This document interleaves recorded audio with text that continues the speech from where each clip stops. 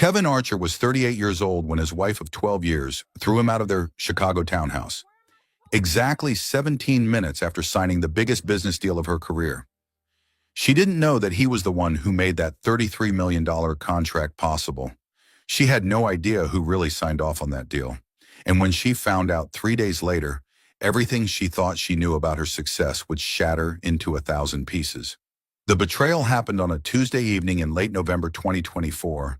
In the living room of the Gold Coast property Sonia had insisted they buy 2 years earlier. Kevin stood in the doorway of their home office, watching his wife pop a bottle of Dom Perignon that cost more than his father's monthly Social Security check. Her business partner, Derek Hoffman, stood too close to her, his hand resting on the small of her back in a way that made Kevin's stomach turn. "To the Henderson Pacific merger," Derek announced, raising his glass.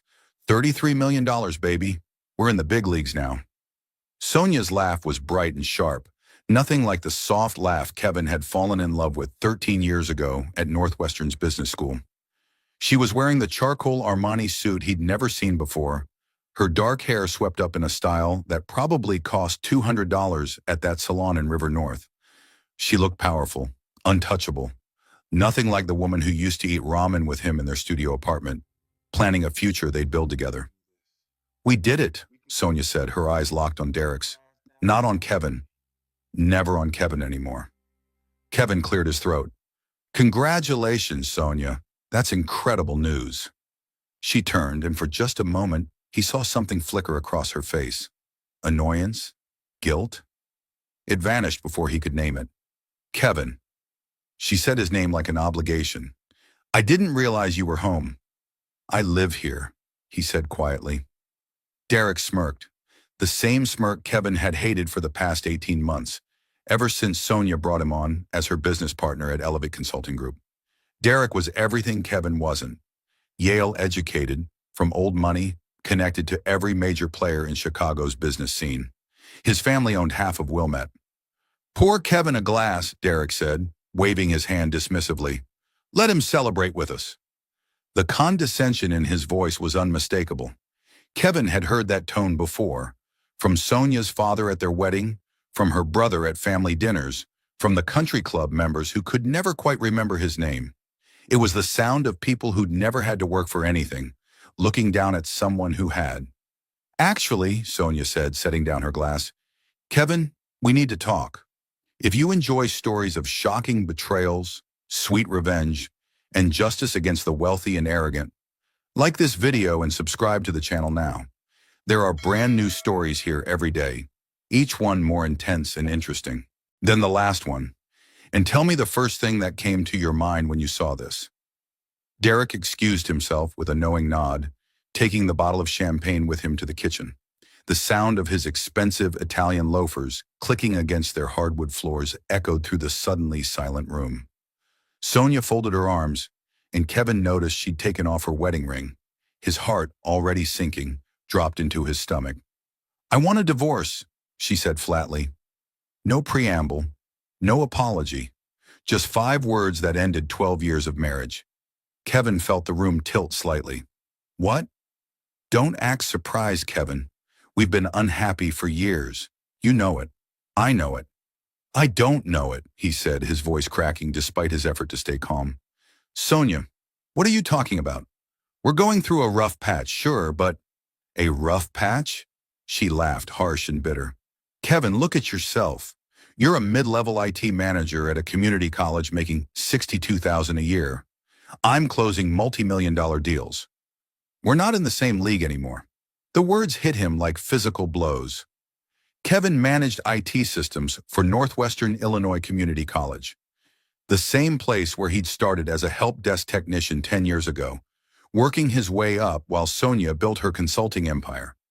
He'd been proud of his steady, reliable job. It kept their health insurance active while Sonia took risks with her startup. It paid the mortgage during the 2 years when Elevate Consulting barely broke even. "I supported you," Kevin said, his voice barely above a whisper.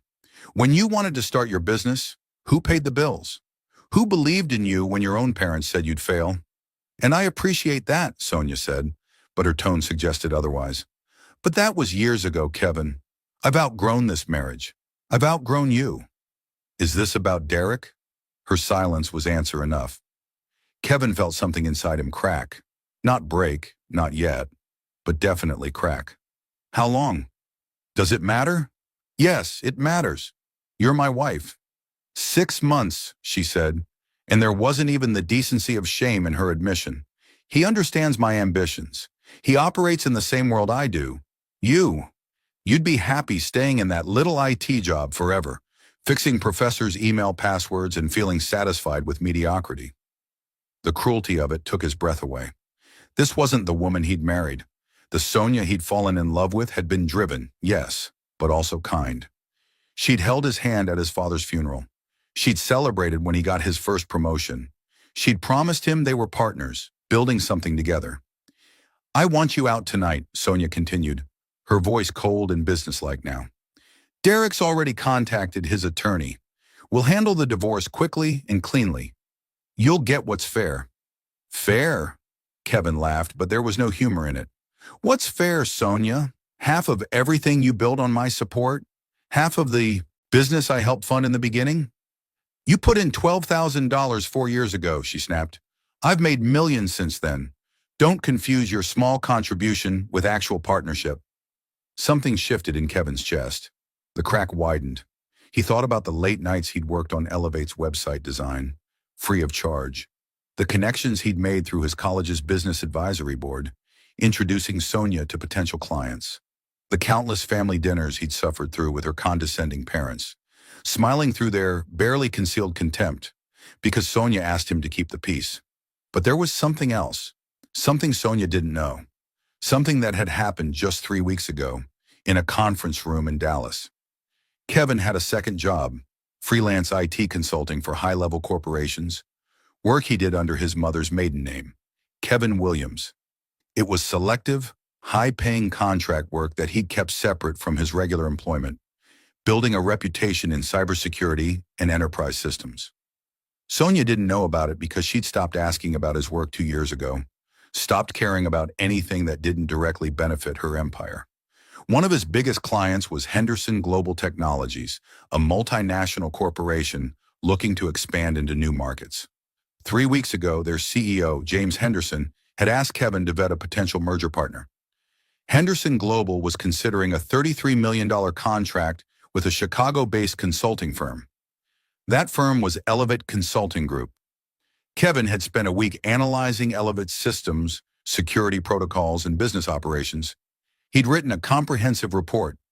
He'd sat across from James Henderson in a conference room overlooking the Dallas skyline and given his professional recommendation.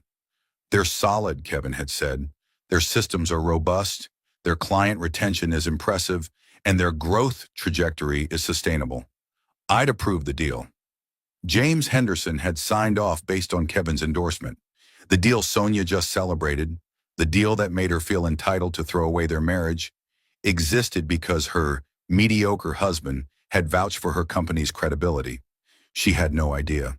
They had no idea. And Kevin wasn't going to tell them. Not yet. I'll pack my things, Kevin said quietly. Sonia's expression flickered. Was that surprise? Relief? But she nodded. There's a Marriott on West Grand. Stay there tonight. Send me the receipt. I'll cover it. Even now, she found ways to make him feel small. Kevin didn't need her to cover a hotel room. His consulting work paid well enough that he had over $40,000 in a separate account she knew nothing about. Money he'd been saving for their future, for the family they'd talked about having someday. That future was dead now. Kevin walked upstairs to their bedroom. No, her bedroom now, and pulled out his duffel bag. He packed methodically, clothes, toiletries, his laptop, important documents. His wedding photo stayed on the nightstand. Let her deal with it. As he zipped the bag, he heard voices downstairs. Sonia and Derek laughing about something.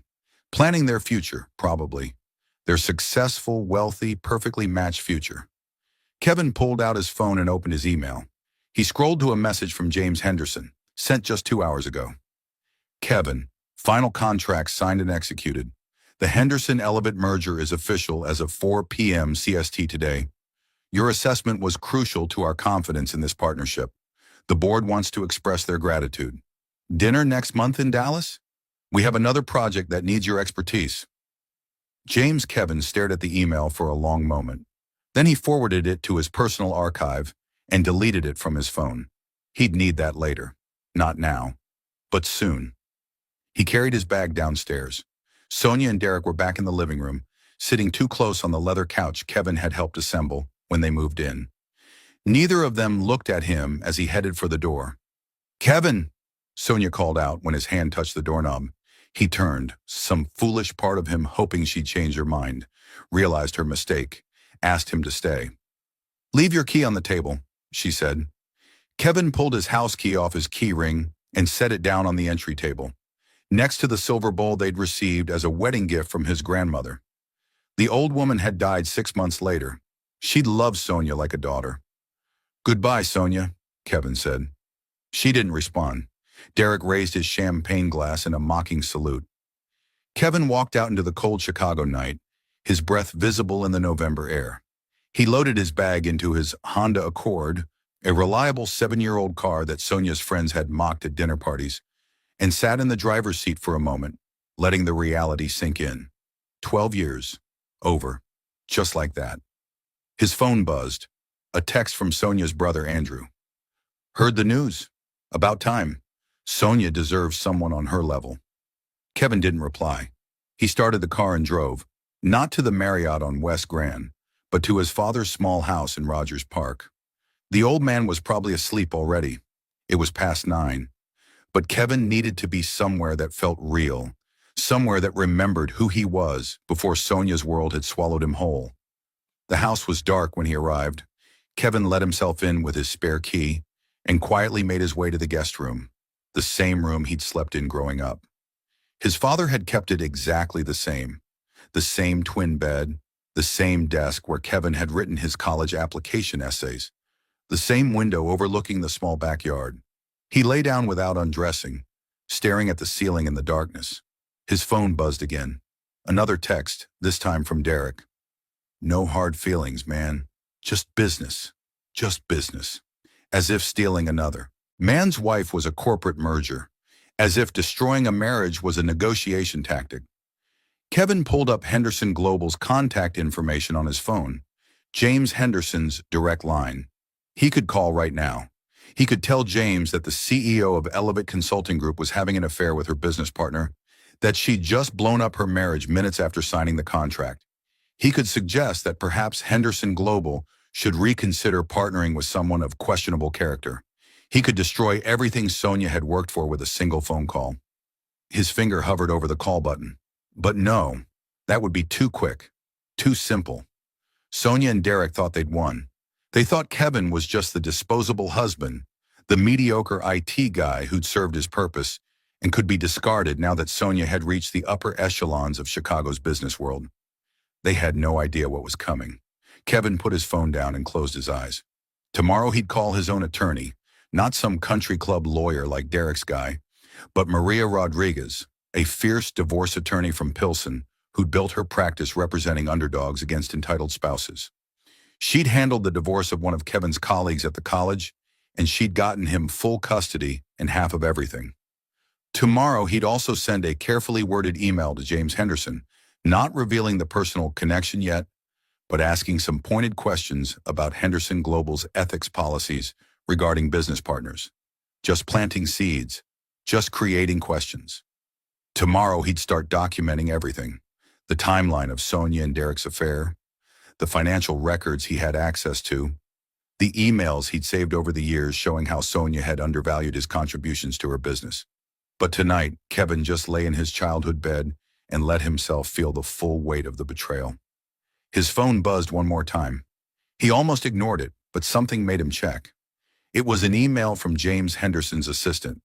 "Mr. Williams, Mr. Henderson would like to schedule a call with you tomorrow at 10 a.m. regarding the Elevate Consulting merger. Some questions have arisen that require your immediate attention. Please confirm your availability." Kevin sat up in bed, his heart suddenly pounding. Questions? What kind of questions? The contract was already signed. The deal was done. He typed a quick response confirming his availability, then set down his phone with trembling hands. Maybe he wouldn't have to destroy Sonia's deal himself. Maybe Henderson Global was already starting to see the cracks in Elevate Consulting's perfect facade. Or maybe, and this thought made Kevin smile for the first time in hours, maybe someone at Henderson Global had done a more thorough background check on Sonia and Derek than they'd expected. Maybe someone had discovered the affair. Maybe someone had questions about whether a CEO who'd lie to her husband could be trusted with a $33 million partnership. Kevin lay back down, but sleep didn't come. His mind was racing, planning, calculating. He thought about every conversation he'd had with James Henderson over the past year. He thought about the other executives at Henderson Global he'd met, the ones who'd praised his integrity and thoroughness. He thought about the fact that in 3 days, Sonia was scheduled to fly to Dallas for the official merger celebration. She'd be meeting the Henderson Global leadership team in person for the first time. She'd be shaking hands with James Henderson, probably expecting to be treated like the brilliant CEO she believed herself to be. She'd be walking into a room where Kevin Williams, her soon-to-be ex-husband, the mediocre IT guy she'd just thrown away, was one of Henderson Global's most trusted consultants. She'd be shaking hands with the man who'd approved her deal, never knowing he was the same man whose house keys she demanded he leave on her entry table. The same man who could take it all away with a single conversation. Kevin finally fell asleep around 3 a.m, and for the first time since Sonia had said she wanted a divorce, he dreamed of something other than loss. He dreamed of justice. The morning after Kevin Archer was thrown out of his own home, he woke up in his childhood bedroom with a text message that would change everything. It was 6:47 a.m., and the message was from James Henderson himself, not his assistant. Kevin, need to speak with you privately before the 10 a.m. call. Coffee at Legacy Roasters on Wells Street, 8 a.m. This concerns the Elevate merger. Urgent. J.H. Kevin stared at the message, his pulse quickening. James Henderson didn't do early morning coffee meetings for small concerns. Whatever had come up was serious enough to warrant an in-person conversation before the official call. He texted back his confirmation and hauled himself out of bed. His father was already up, sitting at the kitchen table with his usual black coffee and newspaper. The old man still insisted on print editions. "You look like hell," David Archer said without preamble. His father had never been one for soft approaches. "Feel like it too," Kevin admitted, pouring himself a cup. "Sonia and I are getting divorced." David set down his paper, his weathered face unreadable. He'd never warmed to Sonia, though he'd been too polite to say so directly. That woman was always too impressed with herself. "You know your mother, God rest her soul. She said at the wedding that Sonia had cold eyes. Dad, I'm not saying I told you so. I'm saying you'll be better off." David picked up his paper again. "A man needs a partner, not someone who makes him feel small. Your mother worked 2 jobs while I built the shop, and never once did she make me feel like I wasn't enough." Kevin felt a lump form in his throat. His mother had passed away 5 years ago, right before Sonia's business started. Taking off. She would have known what to do right now. She always knew what to do. "I have a meeting," Kevin said, checking his watch. "Important client. I'll be back this afternoon." "You're staying here long as you need," David said firmly. "This is your home. Always was, always will be." The words meant more than Kevin could express, so he just squeezed his father's shoulder and headed out. Legacy Roasters was a small coffee shop in Lincoln Park, far enough from Sonia's world that there was no chance of running into anyone who knew her. Kevin arrived 10 minutes early and ordered an Americano, then took a seat in the back corner where he could see the door. James Henderson walked in at exactly 8 o'clock. He was in his mid-50s, tall and distinguished, wearing a tailored gray suit that probably cost more than Kevin's monthly salary at the college.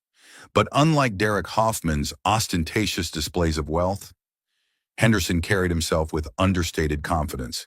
He'd built Henderson Global from a small tech startup 30 years ago, and every line on his face told a story of hard-won success.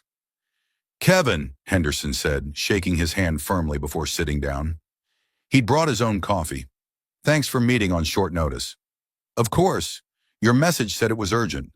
Henderson pulled out a tablet and set it on the table between them. I received some information late last night that's causing the board considerable concern about the Elevate merger. Kevin's stomach tightened. What kind of information? An anonymous email was sent to our compliance department. It contained screenshots of text messages between Sonia Preston and Derek Hoffman, her business partner. Henderson's expression was grim. The messages indicate they've been having an affair for approximately 6 months. They also suggest that significant merger-related decisions were being made based on their personal relationship rather than sound business strategy. The coffee shop suddenly felt too warm. Kevin forced himself to breathe normally. I see. But here's the thing that really concerns me, Kevin. Henderson leaned forward. Several of these messages reference getting rid of dead weight and finally being free to run the company the way it should be run. There's a text from last night, sent just hours after the contract was signed, where Hoffman tells Preston that he's glad she finally had the balls to kick Kevin to the curb. Kevin felt his hands curl into fists under the table. He hadn't sent that anonymous email. He hadn't had time to do anything last night except lie awake planning. But someone had. Someone knew about the affair and had decided to blow it up spectacularly. Kevin is a common name, Kevin said carefully. What makes you think it's related to your consultant? Henderson's eyes met his directly. Because the email also included public records showing that Sonia Preston has been married for 12 years to a Kevin Archer. The same Kevin. Archer, who's been doing freelance consulting for us under the name Kevin Williams. His mother's maiden name, according to our HR records. The silence stretched between them. Kevin felt his carefully constructed separation between his two professional lives collapse in real time. James, he started, but Henderson held up his hand. I'm not angry, Kevin. I need you to understand that first. You disclosed your real name in your initial contract with us. The Williams alias was just your business brand. Everything was above board legally. Henderson paused, his expression softening slightly. But I need to know, did you know about this affair when you recommended the Elevate merger? No, Kevin said firmly. I suspected something was off in my marriage, but I had no proof of anything until last night when Sonia told me she wanted a divorce. She admitted the affair then. The timeline in those messages would confirm I couldn't have known 6 months ago when I started vetting Elevate for you. Henderson studied him for a long moment, then nodded. I believe you. But Kevin, you have to understand the position this puts us in. We just signed a $33 million deal with a company whose CEO is having an affair with her business partner. An affair she's been hiding from everyone, including her husband. If she's willing to lie about something this significant in her personal life, what else is she lying about in her business dealings? Make sure you're subscribed to this channel if you have not, because the ending of this story will blow your mind. And drop a comment below telling me what you think Kevin should do next. Henderson Global's reputation is built on integrity, Henderson continued. We can't be associated with this kind of deception. The board is meeting in 2 hours to discuss our options. What are the options? Kevin asked, though he already knew the answer. We can invoke the ethics clause in the contract. It gives us 30 days to terminate the agreement if we discover material misrepresentation or ethical violations by the partner company's leadership. The affair itself isn't necessarily grounds for termination, but the lies, the deception, the questionable decision-making, all of that creates a pattern we can't ignore. Kevin thought about Sonia, probably still asleep in her townhouse, believing she'd won everything, believing she was about to become even more successful, more powerful, more untouchable. What do you need from me? Kevin asked. Honestly, I need you to recuse yourself from this decision. Your personal involvement creates a conflict of interest that could expose both you and Henderson Global to legal liability. Henderson's voice was kind but firm. I also need to know, do you want us to terminate this contract? Because if you do, if this is about revenge, I need you to tell me now. Henderson Global doesn't play games, and we don't get involved in personal vendettas. The question hung in the air between them. This was it. The moment where Kevin had to decide what kind of man he wanted to be. He could push for the contract termination, watch Sonia's empire crumble, feel the satisfaction of her downfall, or he could be better than that. James, Kevin said slowly, I won't lie to you. Part of me wants to see her deal fall apart, She humiliated me. She threw away 12 years of marriage like it meant nothing. But, he paused, thinking about his mother, about his father's steady moral compass, about the man he'd been raised to be. But Henderson Global deserves to make this decision based on legitimate business concerns, not my personal pain. If you terminate the contract, it should be because you genuinely believe Elevate Consulting poses a risk to your company's reputation and operations, not because you're doing me a favor. Henderson's expression shifted to something that looked like respect. That's exactly what I needed to hear. And for what it's worth, Kevin, I think you're handling this with remarkable grace. I don't feel graceful, Kevin admitted. I feel like my entire life just exploded. Give it time. You'll land on your feet. Henderson stood, then paused. One more thing. Sonia Preston is scheduled to fly to Dallas on Friday for the merger celebration. We're going to move that meeting up to tomorrow, Thursday, and we're going to make it a working session instead of a celebration. She needs to know that we have serious questions about Elevate's operations and leadership. Will you tell her about the anonymous email? We'll tell her we've received concerning information that we need to address. We won't specify the source or the details until we've had a chance to investigate fully. And Kevin? Henderson's voice took on a harder edge. She's going to figure out eventually that you're our consultant. When that happens, this could get ugly. Kevin thought about that for a moment. Sonia discovering that her mediocre husband was the one who'd vetted her company, who'd made her deal possible, who could potentially destroy it all with a single conversation. Let it get ugly, Kevin said quietly. I'm done protecting her from consequences. After Henderson left, Kevin sat in the coffee shop for another 20 minutes, processing everything. Someone had sent that anonymous email, someone who knew about the affair and wanted to expose it. Who? A friend? An enemy? A concerned employee at Elevate who'd witnessed things they shouldn't have? His phone rang. Maria Rodriguez, the attorney he'd emailed late last night. Mr. Archer, she said briskly, I got your email. I can see you this afternoon at 2 if you're available. Bring any financial documents you have access to, and we'll start building your case. I'll be there, Kevin confirmed. One question before we meet. Is your wife aware that you've retained counsel? Not yet. Good. Let's keep it that way for now. The element of surprise is often our best weapon. After hanging up, Kevin drove to Northwestern Illinois Community College, where he was technically supposed to be working his regular job. But his mind wasn't on help desk tickets or network maintenance. He went straight to his office, closed the door, and started documenting everything. He pulled up his personal email archives and began forwarding messages to a secure folder. Every email where Sonia had dismissed his contributions, every text where she'd made him feel inadequate, every message showing how she'd slowly pushed him to the margins of her increasingly extravagant life. He documented the timeline of his freelance consulting work, showing clearly that he'd built a successful secondary career that Sonia knew nothing about because she'd stopped caring about his professional development years ago. He made a list of everyone who'd witnessed her condescending treatment of him, colleagues at the college, her own family members who'd made dismissive comments at gatherings, friends who'd slowly stopped inviting them places because Sonia's attitude had become insufferable. Around 11 o'clock, his phone buzzed with a text from Derek Hoffman. Hey man, Sonia wants to know if you found a place yet. We need to discuss the logistics of you picking up the rest of your stuff. The casual arrogance of it made Kevin's blood boil. We, as if Derek had any say in what happened with Kevin's possessions, in Kevin's home, in Kevin's life. Kevin typed back, tell Sonia to communicate with me directly, and tell her my attorney will be in touch soon regarding the divorce proceedings. The response came back almost immediately. Attorney? Dude, don't make this harder than it needs to be. Sonia's being generous. Kevin didn't respond. Let them wonder. Let them worry. His office phone rang, the college's main number. He almost didn't answer, but something made him pick up. Kevin Archer, IT Services. Kevin, it's Susan Holbrook from Human Resources. Susan was the HR director, someone Kevin had worked with for years. They had a good professional relationship. Do you have a minute to come to my office?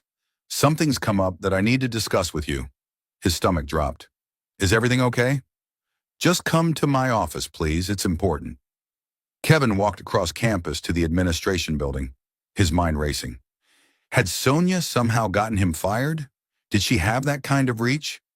Susan's office was small but comfortable, decorated with photos of her 3 kids and various community college achievement awards. She gestured for Kevin to sit down and close the door. Kevin, I received a very strange phone call this morning from a Derek Hoffman.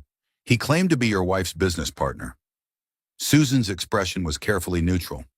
He wanted to know about your employment status here, your salary, your performance reviews. He said he was calling on behalf of your wife as part of divorce proceedings. Kevin felt a fresh wave of anger wash over him. That's completely inappropriate. He has no right to that information. I know, I told him that we don't release employee information without proper legal authorization and ended the call. But Kevin, Susan leaned forward. He then said something that concerns me. He said, and I'm quoting here, Kevin Archer is about to find out what happens when someone tries to punch above their weight class. What did he mean by that? My wife and I are separating, Kevin said, choosing his words carefully.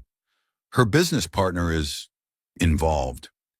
I think they're trying to intimidate me into accepting an unfavorable divorce settlement. Susan's expression hardened. That's not going to happen on my watch. Kevin, you've been a valued employee here for 10 years. Your work is exemplary, and your integrity is unquestionable. If you need time off to deal with personal matters, let me know. And if anyone else calls asking about you, I'll be reporting it to our legal department as harassment. Thank you, Susan. That means a lot. One more thing, she said, pulling out a folder. I probably shouldn't tell you this, but I think you should know. We received your annual review from your supervisor last week. He's recommending you for a promotion to Director of IT Services. It comes with a salary increase to $92,000 and a seat on the college's executive committee. Kevin felt something loosen in his chest. $92,000. Not the million Sonia was making, but enough to prove he wasn't the failure she'd painted him to be. The board votes on it next month, Susan continued. But between you and me, it's a done deal. You've earned this, Kevin. He left her office feeling slightly more grounded. Whatever else happened, he had this. A solid job, respect from his colleagues, a future that didn't depend on Sonia's approval. His phone rang again. This time it was an unknown Dallas number. Hello? Mr. Williams? This is Patricia Gonzalez, General Counsel for Henderson Global Technologies. Her voice was formal, professional. I'm calling to inform you that we'll need you to participate in tomorrow's working session with Elevate Consulting Group. Your technical expertise will be crucial for the questions we need to address. Kevin's heart skipped a beat. You want me in the room when Sonia Preston arrives? We want our consultant in the room, yes. Ms. Preston requested that the meeting include Henderson Global's key decision makers and advisors. You're one of our most trusted advisors, Mr. Williams. Your presence is non-negotiable. She doesn't know that I'm Kevin Williams, he said quietly. When she sees me, what Ms. Preston knows or doesn't know is not our concern. We're conducting a business meeting with our consultant present. If there's a personal connection that creates discomfort, that's unfortunate, but it doesn't change our needs. Patricia's voice softened slightly. Mr. Henderson has briefed me on the situation, Mr. Williams. We're not doing this to punish anyone. We're doing this because we need your honest assessment of Elevate's capabilities, and we need you in that room to answer technical questions that only you can address. I understand, Kevin said, though his hands were shaking. The meeting is tomorrow at 2 p.m. Dallas time. We'll have a car pick you up from O'Hare at 10 a.m. First-class ticket is being sent to your email now. After she hung up, Kevin sat in his car in the college parking lot for a long time, staring at nothing. Tomorrow. 24 hours from now, Sonia would walk into that conference room expecting to be celebrated as a brilliant CEO who just landed a massive deal. Instead, she'd find herself facing tough questions from Henderson Global's leadership, and she'd see Kevin sitting at the table, not as her soon-to-be ex-husband, not as the mediocre IT guy she'd thrown away, but as Kevin Williams, the respected consultant whose endorsement had made her deal possible in the first place. If you're enjoying this story, hit that like button and let me know in the comments what you would have done in Kevin's situation. He drove to Maria Rodriguez's office in Pilsen, a modest building that housed several small law practices. Maria herself was in her early 40s, sharp-eyed and direct, with a reputation for taking on powerful opponents and winning. "Mr. Archer," she said, shaking his hand firmly, "I've reviewed the preliminary information you sent. Let's talk about what you want out of this divorce." "What I want?" Kevin laughed bitterly. "I want my marriage back. I want my wife to remember who she was before money and success turned her into someone I don't recognize." "That's not going to happen," Maria said bluntly. "So let's focus on what's achievable. You said she started her business while you were married. You supported her financially during the lean years.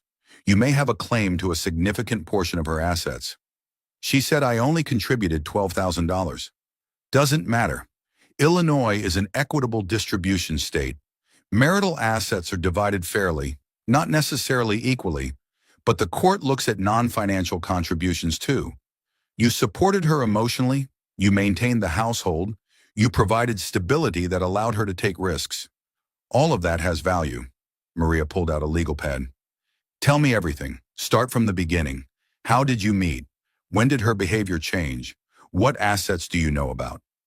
Kevin spent the next 2 hours detailing his marriage, and with Maria's skilled questioning, he began to see patterns he'd missed before. The way Sonia had gradually separated their finances, the way she'd started making major decisions without consulting him, the way she'd slowly cut him out of her professional life until he was just an accessory she trotted out for family events. "She's been planning this for a while," Maria said finally. "The affair with Hoffman, the way she's positioned her assets. This wasn't a sudden decision. She's been strategically preparing to divorce you." The realization hurt more than Kevin expected. "She never loved me at all, did she?" "I don't know about that," Maria said, her voice gentler now. "People change. Success changes people. Sometimes they grow together. Sometimes they grow apart. But what matters now is protecting yourself. You mentioned she has a townhouse in Gold Coast? We bought it together 2 years ago. Both names on the deed? Yes. Good. Don't sign anything she sends you. Don't agree to move out permanently. Don't give up any rights verbally. As far as the law is concerned, that's still your home until a court says otherwise. She threw me out. Doesn't matter. You have as much right to be there as she does. In fact," Maria smiled slightly, "I want you to go back there tomorrow. Take someone with you as a witness, a friend, your father, anyone. Pack more of your belongings. Establish that you haven't abandoned the property. It'll be important for the divorce proceedings." Kevin thought about walking back into that townhouse, facing Sonia and Derek. The idea made his stomach turn. What if they call the police? They can try, but you're on the deed. You have every legal right to be there. And Kevin? Maria's expression turned fierce. Stop letting these people intimidate you. They want you to feel small, to roll over and accept whatever they decide to give you. Don't fight. Make them work for every single thing they try to take from you. Kevin left her office feeling something he hadn't felt in years. Powerful. Not because of money or status or professional success, but because he'd finally stopped accepting other people's assessment of his worth. He drove back to Rogers Park and found his father in the garage, working on an old radio. David Archer could fix anything electronic. It's where Kevin had learned his skills. Dad, Kevin said, I need your help tomorrow. I have to fly to Dallas for a business meeting, but in the morning, I need to go back to the townhouse to pack more of my stuff. Can you come with me? David set down his soldering iron. Of course. What time? Early, 7 a.m. My lawyer says I need a witness, someone to make sure Sonia and her boyfriend don't try anything. His father nodded slowly. I never liked that house anyway. Too fancy, too cold, like the woman who picked it out. That night, Kevin lay in his childhood bed again, but this time he wasn't wallowing in grief. He was planning. Tomorrow would be brutal, facing Sonia at the townhouse in the morning, then flying to Dallas to sit across from her again in the afternoon. 2 confrontations in one day, but he was ready. For the first time since Sonia had announced she wanted a divorce, Kevin Archer felt like he was the one holding the cards. His phone buzzed with one final message before he fell asleep. It was from James Henderson. Kevin, the board met. We're proceeding with the working session tomorrow, but we're not terminating the contract yet. We need to hear Ms. Preston's explanations first. Whatever happens, know that your professionalism through this situation has been exemplary.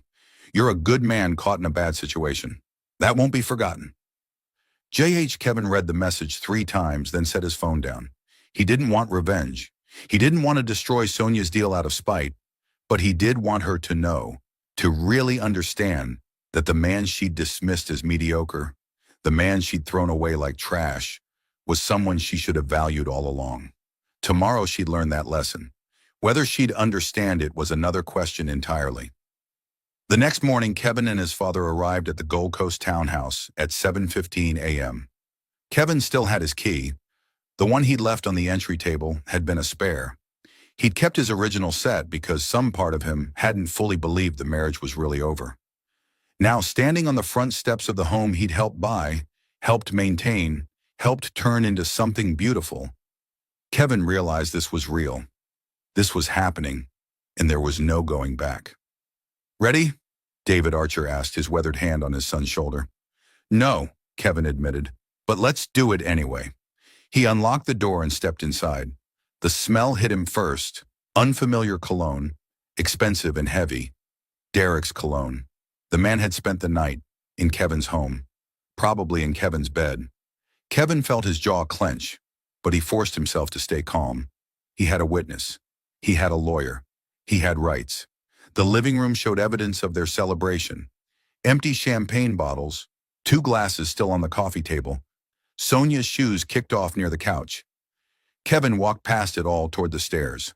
"Kevin?" Sonia's voice came from above, sharp with surprise. "What are you doing here?" She appeared at the top of the stairs in a silk robe Kevin had never seen before.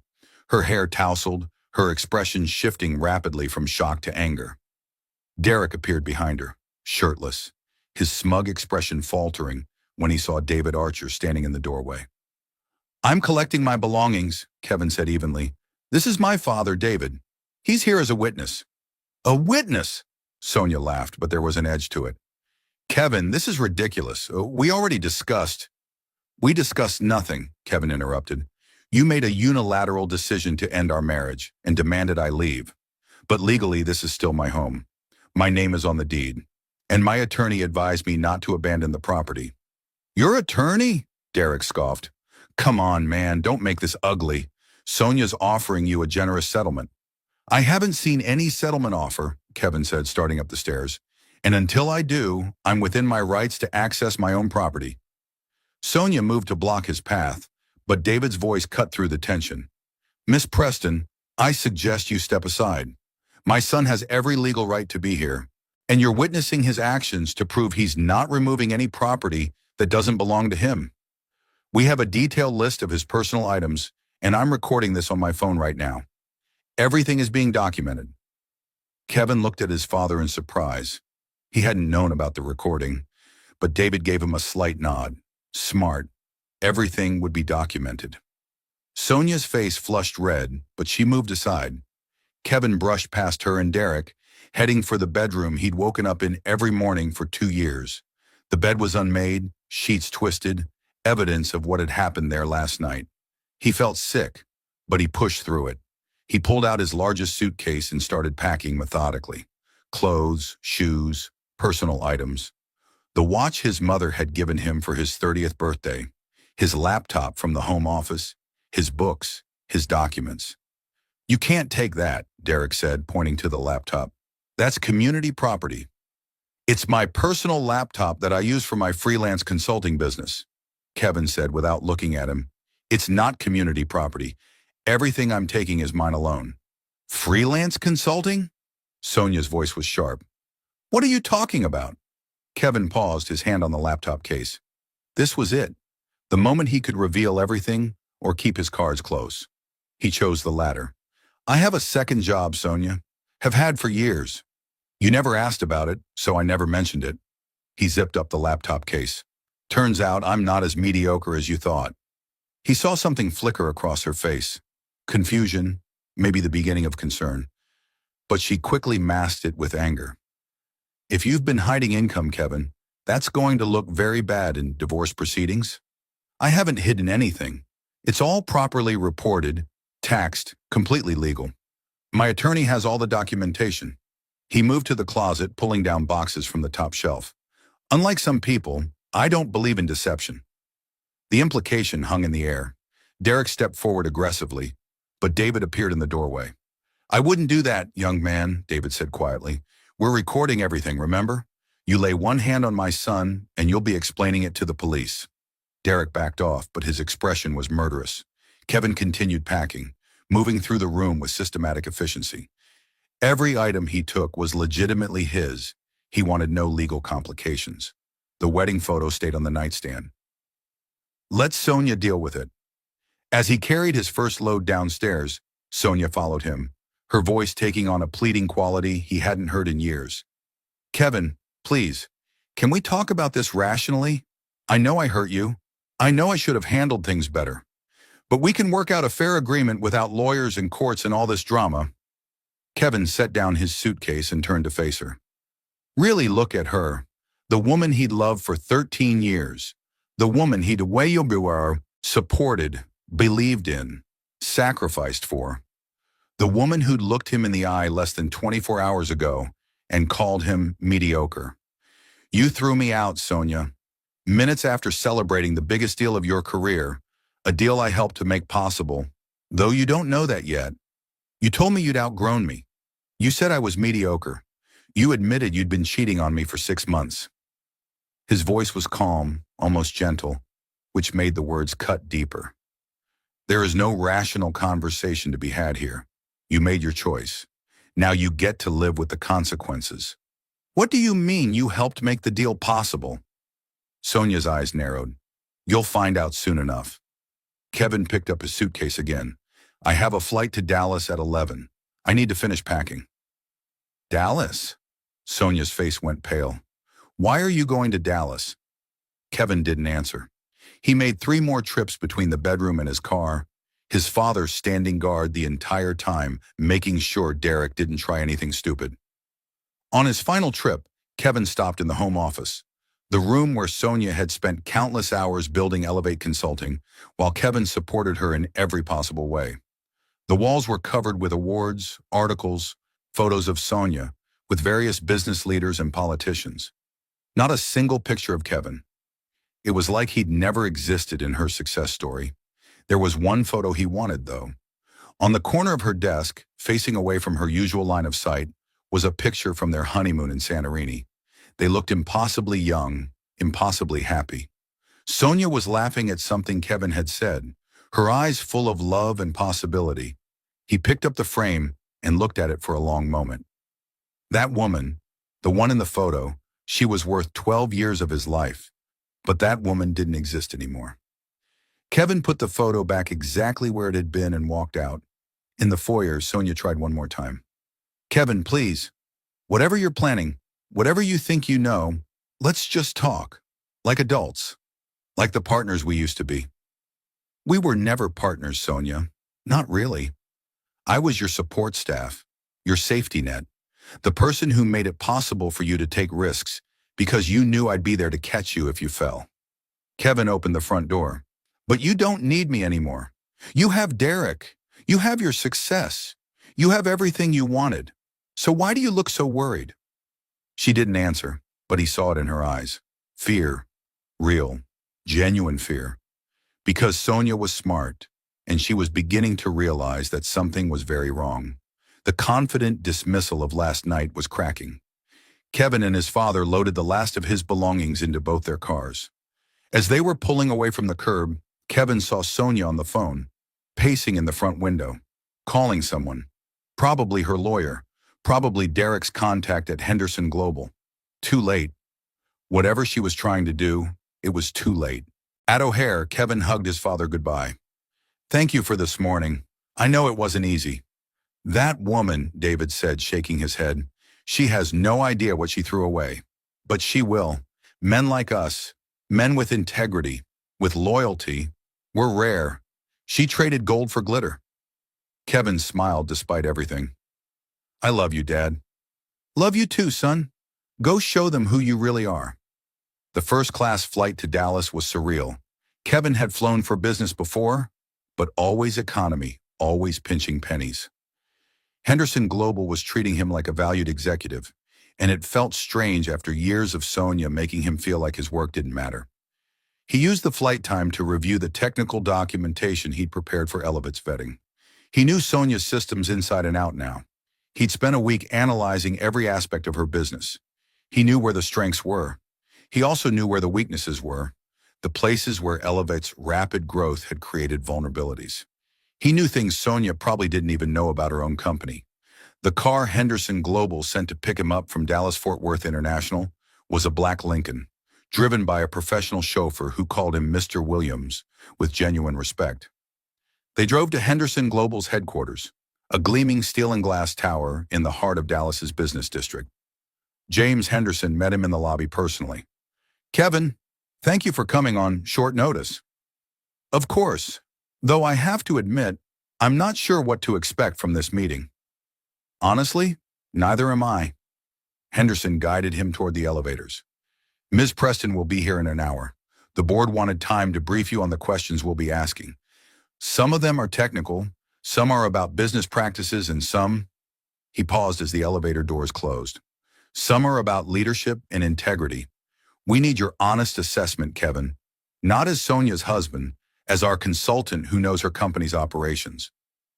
They walked into a large conference room on the 23rd floor. Floor-to-ceiling windows overlooked the Dallas skyline. A dozen people were already there. Henderson Global's board members, their general counsel, Patricia Gonzalez, several senior executives Kevin recognized from previous meetings. Everyone greeted him as Kevin Williams. Everyone treated him with professional respect.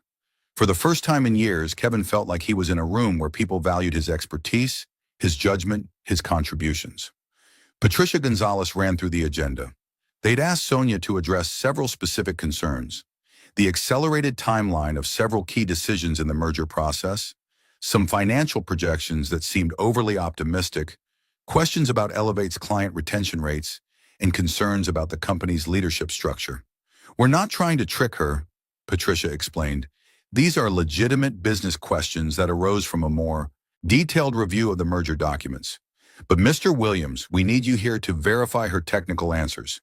If she says something about her systems, her security protocols, her operational capacity, we need to know if it's accurate." "I understand," Kevin said. At 1:55 p.m., Henderson's assistant called from downstairs. "Ms. Preston has arrived." Kevin felt his heart rate spike. This was it. In 5 minutes, Sonia would walk through that door expecting a celebration and find an interrogation instead. And she'd see him sitting at the table. The board members took their seats. Kevin sat between Patricia Gonzalez and Henderson's chief technology officer, positioned where he could see the door, but not directly in Sonia's immediate line of sight when she entered. At exactly 2 o'clock, the conference room door opened. Sonia walked in, Derek Hoffman right behind her. She was wearing a navy power suit, her hair perfectly styled, her smile confident and professional. She looked like a woman on top of the world. "Mr. Henderson," she said, extending her hand, "thank you so much for arranging this meeting. Derek and I are thrilled to—" She stopped mid-sentence. Her eyes had landed on Kevin. The color drained from her face. Her hand, still extended toward Henderson, began to tremble visibly. Her mouth opened, closed, opened again. "What?" she started, then stopped. "Kevin, what are you doing here?" Every person in the room turned to look at her, then at Kevin. The confusion was palpable. "Ms. Preston," Henderson said carefully, "I'd like you to meet Kevin Williams, one of our senior consultants. He's been working with Henderson Global for the past 18 months on various technology and security projects. He was the primary consultant who vetted Elevate Consulting for this merger." Sonia was still staring at Kevin, her expression cycling through shock, confusion, and dawning horror. "Kevin Williams," she repeated slowly. "Your mother's maiden name." "Yes," Kevin said calmly. He didn't stand. He didn't smile. He just watched her try to process what this meant. Derek Hoffman, slower on the uptake, was frowning. "Wait, you're telling me that your consultant is Sonia's husband? The same guy she just—" He caught himself, but too late. "The same guy she just what, Mr. Hoffman?" Patricia Gonzalez asked, her voice sharp. An uncomfortable silence filled the room. Sonia had gone from pale to red, her breathing rapid. She looked at the table full of executives, then back at Kevin, her mind clearly racing to understand how this had happened, what it meant, what she should do.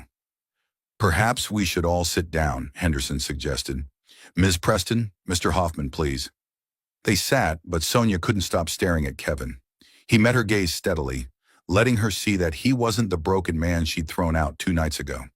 He was Kevin Williams, respected consultant, trusted advisor, the man whose endorsement had made her dream deal possible.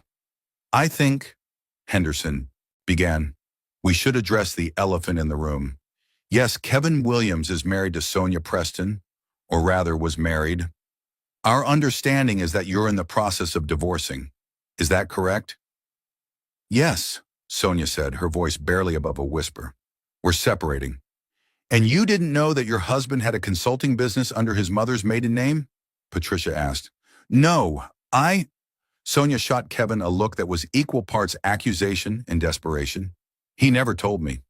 "Ms. Preston," Kevin said, speaking directly to her for the first time, "you stopped asking about my work 2 years ago. You stopped being interested in anything I did professionally.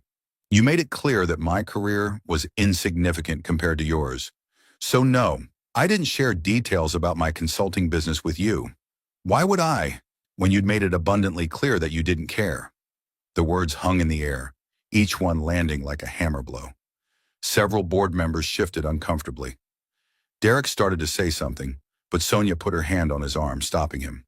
"I think," Henderson said, "we should move forward with the business questions we came here to discuss. Mr. Williams's personal relationship with Ms. Preston is unfortunate timing, but it doesn't change the fact that we have legitimate concerns about this merger. Ms. Preston, shall we begin?" The next hour was brutal. Henderson and his team asked pointed questions about Elevate's operations, and Sonia struggled to answer. Not because she didn't know her business, she did, but because every technical question had to be verified by Kevin, and every time he spoke, he could see her dying a little inside. When she claimed Elevate's cybersecurity protocols were industry-leading, Kevin quietly corrected her. "Actually, their protocols are adequate but not exceptional. They meet basic standards but lack some advanced features that would be expected for a company handling sensitive corporate data at this scale." When she boasted about their client retention rate of over 90%, Kevin pulled up the actual numbers. 83% for the past fiscal year. Still respectable, but not quite as strong as represented. When she tried to explain their planned expansion timeline, Kevin pointed out logistical challenges she'd overlooked. The infrastructure requirements for that kind of growth would require significant capital investment, roughly $2 million by my analysis, which isn't accounted for in the current budget projections. He wasn't trying to destroy her. He was just telling the truth. But the truth was damaging enough. Derek tried to jump in several times, tried to smooth over Sonia's stumbles, but it only made things worse. It became increasingly clear to everyone in the room that Derek didn't have the technical expertise to back up his confident assertions, and that Elevate's success had been built more on Sonia's sales skills and Derek's connections than on solid operational foundations. Finally, Patricia Gonzalez addressed the real issue. "Ms. Preston, we've received information suggesting that some key business decisions at Elevate have been influenced by personal relationships rather than sound business judgment. Can you address that?" Sonia's eyes widened. "I don't know what you're referring to." "We're referring to your relationship with Mr. Hoffman.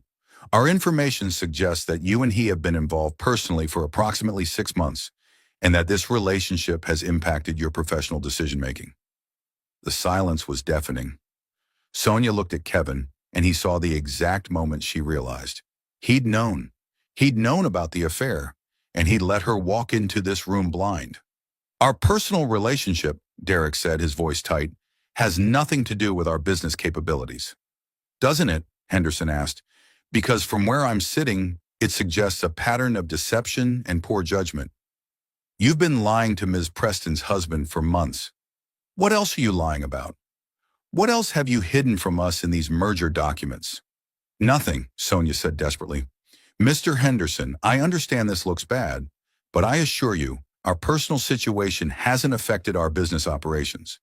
Elevate Consulting is a solid company with real capabilities and a strong track record. Whatever mistakes I've made in my personal life, and I know I've made them, don't reflect on our business integrity. She turned to Kevin, her eyes pleading now. Kevin, please, tell them. You vetted our company. You know we're legitimate. Tell them. Everyone looked at Kevin. This was it. The moment where he could destroy everything she'd worked for with a single sentence. Or he could be the bigger person, the man his parents had raised him to be. Elevate Consulting is a legitimate business, Kevin said slowly. Their client work is solid. Their growth is real. The company Sonia built is impressive by any objective measure. He paused, letting that sink in. But, that one word made Sonia flinch. But there are concerns about leadership judgment and operational readiness for this scale of partnership. The affair itself isn't the issue. People's personal lives are their own business. The issue is the deception, the questionable decision-making, the pattern of prioritizing personal desires over professional ethics. Kevin looked directly at Sonia. You've built something real, Sonia, but you've also compromised it through your choices. And now Henderson Global has to decide if they can trust a partner who's proven willing to lie to the people closest to her. Henderson nodded slowly. Thank you, Mr. Williams. That's a fair assessment. He turned to Sonia. Ms. Preston, here's where we stand. The merger contract includes an ethics clause that allows for termination within the first 30 days if we discover material misrepresentation or ethical violations. The board is prepared to invoke that clause. No, Sonia breathed. No, please. This deal, it's everything we've worked for. Everything. However, Henderson continued, we're also willing to consider an alternative. We modify the contract to include much stricter oversight provisions, regular audits, and a requirement that you step down as CEO for 6 months while we bring in an independent executive to evaluate Elevate's operations. If they find everything in order, you can resume your role. If not, we terminate the partnership. Sonia looked like she'd been slapped. Step down? From my own company? It's either that or we terminate the contract entirely, Patricia said. Those are your options, Miss Preston. Derek leaned over, whispering urgently to Sonia. Kevin could see her struggling, could see the calculation happening behind her eyes. She'd lost control of this situation completely, and now she was trying to salvage anything she could. Can we have a moment to discuss this privately? Sonia asked. Of course. We'll give you 15 minutes. Henderson stood, and the entire board filed out of the conference room, leaving Sonia and Derek alone. Kevin started to leave with them, but Sonia's voice stopped him. Kevin, please, don't go. He turned. She was standing now, and for the first time since he'd known her, Sonia Preston looked small, defeated, human. Please, she said again. Can we talk? Just for a minute? Kevin looked at Henderson, who nodded permission. 5 minutes, Henderson said. Then we need your answer, Ms. Preston. The board left. Derek stood. Sonia, we should discuss. Get out, Derek. Sonia's voice was flat, emotionless. What? Get out. She didn't even look at him. This is your fault. Your big plans, your connections, your don't worry about the details attitude. You convinced me I'd outgrown Kevin, that I deserved more. And now look where we are. Derek's face flushed red. You can't be serious. We're partners. No, we're done. The partnership, the relationship, all of it. I'll buy out your share of Elevate, but I never want to see you again. Now she did look at him, and her expression was pure ice. You promised me this deal was solid. You promised me your connections would protect us. You've given me nothing but risk and liability. Get out of my company. Derek stared at her for a long moment, then shook his head. You're making a mistake. I've made a lot of mistakes. Trusting you was just one of them. He left, slamming the door behind him. Kevin and Sonia were alone. She sank into her chair, suddenly looking exhausted. You must really hate me right now. I don't hate you, Kevin said honestly. I'm angry. I'm hurt. But I don't hate you, Sonia. You knew, she said quietly. You knew this whole time that you were Henderson Global's consultant. You knew they'd ask you about Elevate. You knew I'd walk into this room and see you sitting there. And you let it happen. Yes, Kevin admitted. I did. Why? She looked up at him, and her eyes were wet with tears. Was it revenge? Did you want to see me fail? Kevin pulled out a chair and sat down across from her. I wanted you to understand what you threw away. I wanted you to know that the man you called mediocre, the man you dismissed as beneath you, was someone who mattered. Someone whose work had value. Someone who'd been helping you succeed all along, even when you couldn't see it. I see it now, Sonia whispered. God, Kevin, I see it now. Do you? Because 2 days ago, you looked me in the eye and told me you'd outgrown me. You said I was happy with mediocrity. You threw away 12 years like they meant nothing. I was wrong. The tears were falling now, streaking her perfect makeup. I was so wrong. I got caught up in the success, in the money, in the feeling of being powerful. Derek kept telling me I deserved more, that I shouldn't settle, that someone like you was holding me back. And I believed him because it was easier than admitting I was terrified. Terrified of what? Of failing, of discovering that all my success was just luck, of not being as special as everyone kept telling me I was. Sonia wiped at her eyes. You were the one person who loved me before any of this, Kevin. You loved me when I was nobody, when I was just a scared business school student who didn't know if she could make it. And instead of holding on to that, instead of appreciating it, I threw it away because you reminded me of a time when I wasn't successful. You were the evidence that I used to be ordinary and I couldn't stand it. Kevin felt something crack in his chest. Not anger this time, sadness. Deep, aching sadness for what they'd lost, for what Sonia had destroyed through her own fear and insecurity. I'm sorry, she said, her voice breaking. I'm so sorry, Kevin. I don't expect you to forgive me. I don't even know if I deserve your forgiveness. But I need you to know that I see it now. I see what I did. I see what I lost. Sonia, I'm going to tell Henderson I accept their terms. I'll step down temporarily, let them audit everything, prove that Elevate is solid, and I'm going to end the partnership with Derek. You were right about him.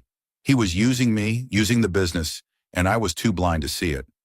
That's probably smart, Kevin said. And then, she took a shaky breath. I'm going to sign whatever divorce papers your attorney sends me. I'm not going to fight you on the settlement. Whatever you want, it's yours. The townhouse, half the business, all of it. You earned it, Kevin. You earned every bit of it, and I should have valued that all along. Kevin studied her face, trying to see if this was manipulation or genuine remorse. He'd been fooled before, but there was something in her expression, a brokenness, a humility, that he'd never seen before. I don't want to destroy you, Sonia. I never did. I know, and that just makes this worse, doesn't it? Because even now, even after everything I've done, you're still being decent to me. You could have told Henderson to kill the deal entirely. You could have made me lose everything, but you didn't. Because that's not who I am, Kevin said simply. And despite everything, I still remember the woman I married. The woman who used to care about people, not just success. I hope you find her again, Sonia. I really do. They sat in silence for a moment, the weight of 12 years pressing down on both of them. For what it's worth, Sonia said finally, you were never mediocre. You were extraordinary, and I was too stupid and too selfish to see it. There was a knock on the door. Henderson's assistant peeked in. Ms. Preston, the board is ready for your answer. Sonia stood, straightening her suit, wiping away the last of her tears. She looked at Kevin one more time. Thank you. For everything. For believing in me when no one else did. For supporting me when I didn't deserve it. And for not destroying me when you had every right to. Be better, Sonia, Kevin said. That's all I ever wanted. Just be better. She nodded and walked out to face Henderson and his board. Kevin stayed in the conference room for a few more minutes, collecting himself. Through the glass wall, he could see Sonia delivering her answer, could see the board members nodding, discussing. The deal would stand, but modified. Sonia would face consequences, but not total destruction. Derek was out. And Kevin was finally free. He pulled out his phone and texted Maria Rodriguez. Meeting went well. Sonia says she won't contest the divorce. I'll fill you in on everything when I'm back in Chicago. Then he texted his father, It's over, Dad. Really over. And I'm okay. Better than okay. I'm going to be fine. A month later, Kevin stood in his new apartment in Lincoln Park, a one-bedroom with exposed brick and big windows that let in the afternoon sun. It wasn't fancy like the Gold Coast townhouse, But it was his, paid for with his own money, furnished with his own taste, filled with his own things. The divorce papers had been signed. Sonia had kept her promise. She hadn't fought him on anything. The settlement gave Kevin half the equity in the townhouse, a percentage of Elevate Consulting's value, and enough money to pay off his student loans and start fresh. He'd taken the money and walked away, leaving Sonia to rebuild what she'd nearly destroyed. His phone rang. James Henderson. Kevin, or should I say Kevin Archer now? Either works, Kevin said, smiling. I wanted to let you know that we've completed our audit of Elevate Consulting. You were right. The business is solid. Sonia's stepping back into the CEO role next month, and honestly, the time away seems to have done her good. She's more focused, more humble, more aware of her blind spots. I'm glad, Kevin said, and he meant it. She built something real. She deserves a chance to do it right. She does, and Kevin, Henderson Global is expanding our consulting division. We'd like to bring you on full-time. Director of IT Security and Vetting, 6-figure salary, full benefits, and you'd be based here in Dallas. Interested? Kevin looked around his apartment, thought about his life in Chicago, his father, his friends, his job at the college that had just promoted him to IT director. Can I think about it? He asked. Of course. Take your time. The offer's open whenever you're ready. After they hung up, Kevin made himself dinner. Nothing fancy, just pasta and salad, and ate it at his small dining table while watching the sunset through his windows. His life was different now, smaller in some ways, but it was his, every piece of it. His phone buzzed with a text from a number he didn't recognize. This is Sonia. I know I don't have the right to contact you, but I needed to tell you something. I started therapy. Real therapy, not just executive coaching. I'm working on understanding why I did what I did, why I treated you the way I did. I don't expect your forgiveness, but I wanted you to know that I'm trying to be better. Like you said. Kevin stared at the message for a long time. Part of him wanted to delete it, block her number, move on completely. But another part, the part that had loved her for 13 years, was glad she was getting help. He typed back, I'm glad you're working on yourself. That takes courage. I hope you find what you're looking for. Be well, Sonia. That night, Kevin sat on his couch with his laptop, not working on IT projects, but instead writing. He discovered he had a lot to say about marriage, about betrayal, about finding yourself after losing everything you thought defined you. Maybe he'd turn it into a book someday. Maybe it would help someone else going through what he'd survived. Or maybe he'd just write it for himself, as a reminder of who he was and what he'd learned. The lesson wasn't about revenge. It wasn't about destroying the people who hurt you. The lesson was simpler and more profound. Sometimes the best revenge isn't revenge at all. It's becoming the person you were meant to be, the person you couldn't become when you were trying to fit into someone else's vision of your life. Kevin had spent 12 years supporting Sonia's dreams, shrinking himself to make room for her ambitions. And when she'd thrown him away, he'd discovered something unexpected. He'd been building his own success all along. He'd been valuable all along. He'd been extraordinary all along. He just needed to stop waiting for someone else to recognize it. A month after that, Kevin ran into Sonia at a coffee shop in the Loop. She was alone. No Derek, no entourage. Just Sonia with a laptop and a regular drip coffee instead of her usual elaborate espresso order. Hi, she said quietly. Hi, he replied. You look good, she said. Happy. I am, he said honestly. You look better too. More like yourself. I'm getting there. She hesitated. I heard about the Henderson Global offer. Dallas. Are you taking it? I haven't decided yet. For what it's worth, you should. You deserve that level of opportunity. You always did. They stood there for a moment. Two people who'd shared 12 years of life now standing as strangers. But it didn't hurt the way Kevin thought it would. It just felt complete. Take care of yourself, Sonia, he said.